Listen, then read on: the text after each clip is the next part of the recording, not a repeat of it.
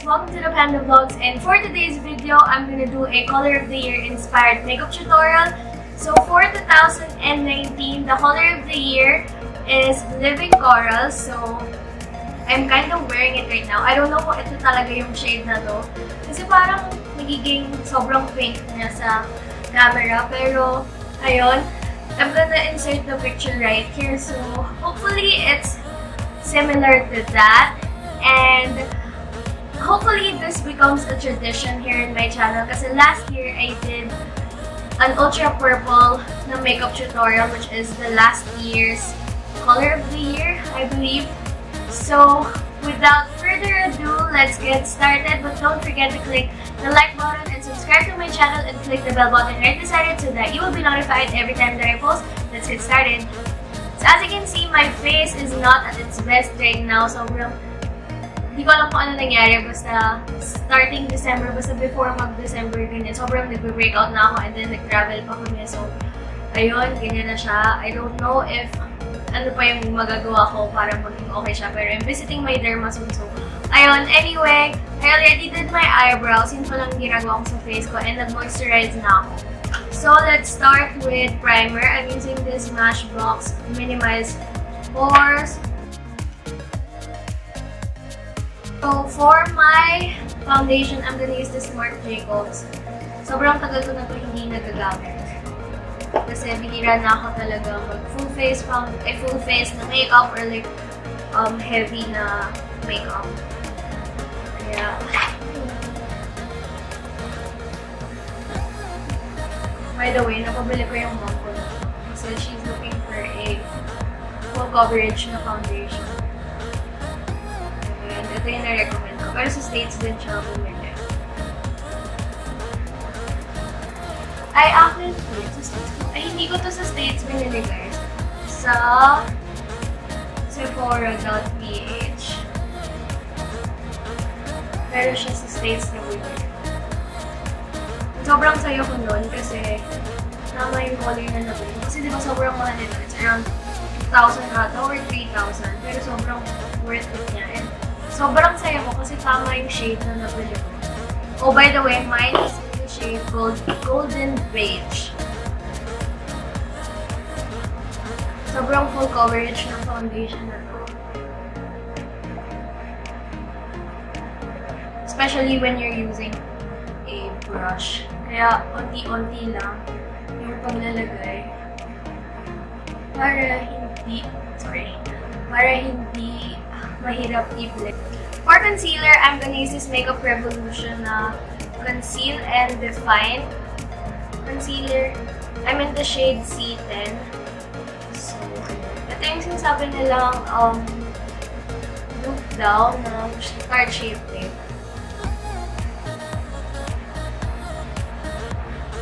For me, it's parang oo, pero hindi ko pa siya masyadong natetest out. As you can see, sobrang dami na pa. I'm trying it out pa lang to see if it's really a dupe. Although nakikita ko yung similarity niya kasi sobrang thick talaga niya. Para siyang yung shape tape niya. And also yung packaging niya. I mean yung brush niya. Yung applicator niya. Halos same sa card shape tape kasi na-unlock din.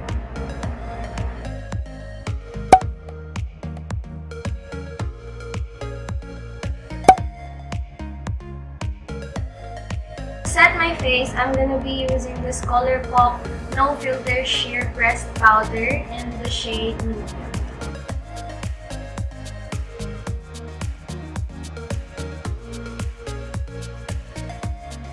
I'm gonna do my eyes first before I finish the rest of my face. So I'm gonna be using this Yes Please from Colourpop. Sorry, I'm doing it yan. For my transition shade, I'll be using the GNO right here.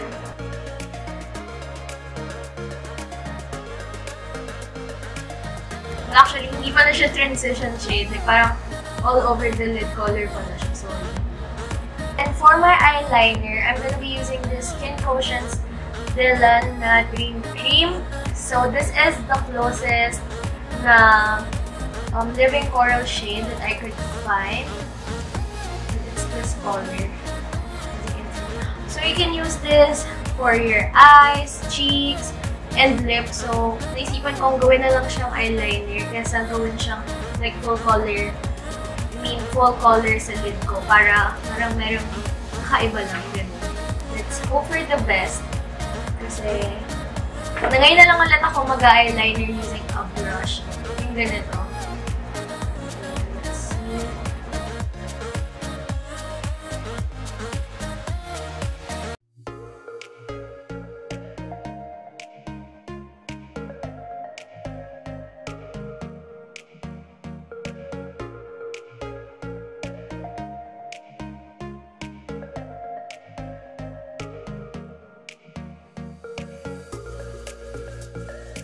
And then for my brow bone, I'm gonna use this one. And then for my inner corners, I'm gonna use this one.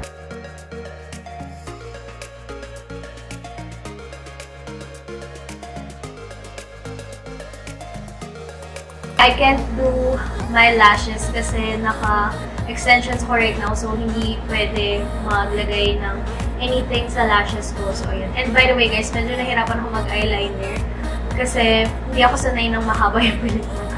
So, dati parang sobrang dali ko lang mag-eyeliner kasi hindi ko na kailangan like, i-ganon yung eyes ko, ganyan. Pero now, sobrang hirap kasi medyo mahaba na siya.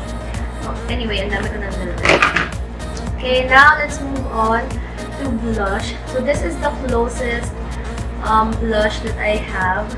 This is from the Colourpop collection na Clockwork. Ay, hindi pala siya collection. Para siyang set. It has highlighter and blush. So, I don't know which is thick and which is top. Baka ito yung thick, ito yung top.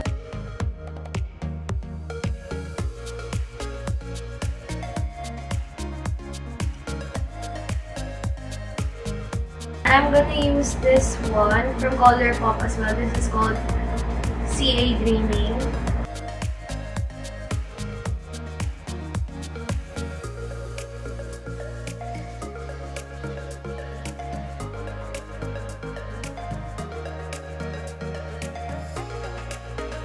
For my highlight, I'll be using this Nars in the shade Capri.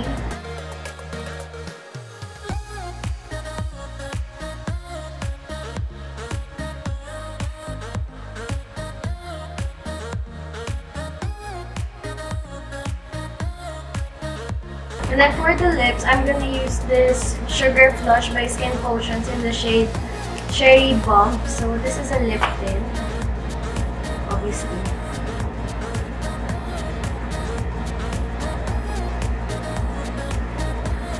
Ito yung muna yung lalagay ko.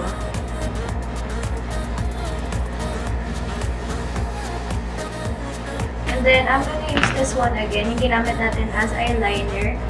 This is the Skin Potions Dream Cream in the shade Dylanne. So, parang gagawa tayo ng ombre effect using these two items.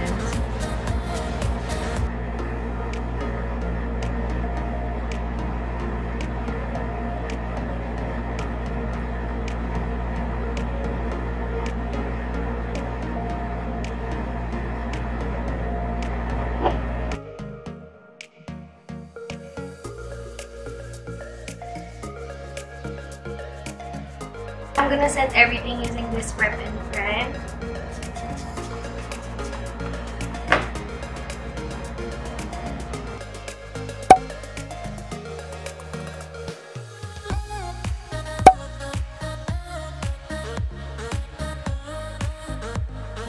That is it. I hope you guys enjoyed watching this video as much as I enjoyed doing it, and very different siya from my usual makeup looks. But I enjoyed doing it so much kasi nga very different siya, and yun, sobrang na-challenge ko sa pag-eyeliner na yan. But anyway, don't forget to click the like button and comment down below if you want this to be a yearly tradition wherein pag naglabas yung Pantone na color of the year, I will do a makeup inspired by that color. So ayun, and don't forget to subscribe to my channel and click the bell button right this second so that you will be notified every time that I post. And God bless, guys.